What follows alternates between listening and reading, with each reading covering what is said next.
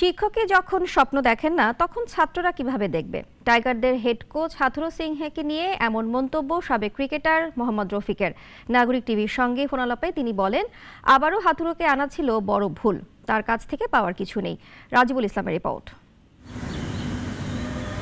Lankan coach Hathuru সিংহের পরিকল্পনায় আগেও খেলেছে বাংলাদেশ দল। চলে যাওয়ার পর তাকে কেন দ্বিতীয় দফায় নিয়োগ দেওয়া হয়েছিল, এর যৌক্তিকতা দেখেন না সাবেক টাইগার ক্রিকেটার মোহাম্মদ রফিক। তিনি মনে করেন হাথুরুর কাছ থেকে নতুন করে আর পাওয়ার কিছু নেই। বিশ্বকাপের আগে থেকেই ধুঁকছিল বাংলাদেশ। শ্রীলঙ্কা ও যুক্তরাষ্ট্রের কাছে সিরিজ হার, জিম্বাবুয়ের বিপক্ষে নিম্নমানের ক্রিকেট প্রদর্শনী। যদিও বিশ্বকাপে স্লো এবং লো উইকেটের সুবিধা কাজে লাগিয়ে গ্রুপ পর্বে শ্রীলঙ্কা, নেদারল্যান্ডস ও নেপালকে হারায় বাংলাদেশ। এসব সাফল্য ম্লান হয়ে যায় সুপার 8-এ টাইগারদের প্রতিদ্বন্দ্বিতাহীন খেলায়। হাথুরুর জায়গায় নতুন কাউকে আনলে নতুন পরিকল্পনায় খেলতে পারত টাইগাররা। তা না করে পুরনো সেই হাথুরুকে আনে বিসিবি। রফিকের চোখে এই সিদ্ধান্তের জন্যই এত ব্যর্থতা।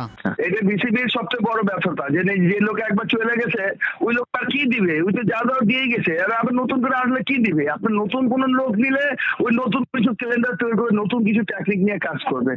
আপনি পুরনো লোক আর কি দিবে? রফিক বলেন, বিশ্বকাপের মঞ্চে অধিনায়কের চাপটা সামাল দিতে পারেননি নাজমুল হোসেন শান্ত। হারিয়ে ফেলেছেন নিজের খেলাটাই। আপনি ক্যাপ্টেন হওয়ার আগে খেলা দেখেন আর এখনকার খেলা দেখেন।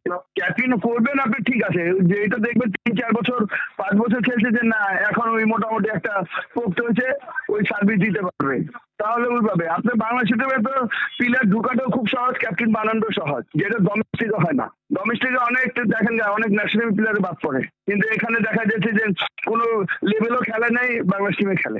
রফিকের কাঠগড়ায় উঠেছে ব্যাটাররাও। বিশ্বকাপে ভরাডুবির পেছনে টপ অর্ডার এবং মিডল অর্ডাররাই বেশি দায়ী, বলেন সাবেক এই টাইগার লেগ স্পিনার। রাজিবুল ইসলাম, নাগরিক, ঢাকা। একমাত্র ওয়ালটন এসি দিচ্ছে 1 বছরের রিপ্লেসমেন্ট গ্যারান্টি এবং কম্প্রেসারের 10 বছরের গ্যারান্টি।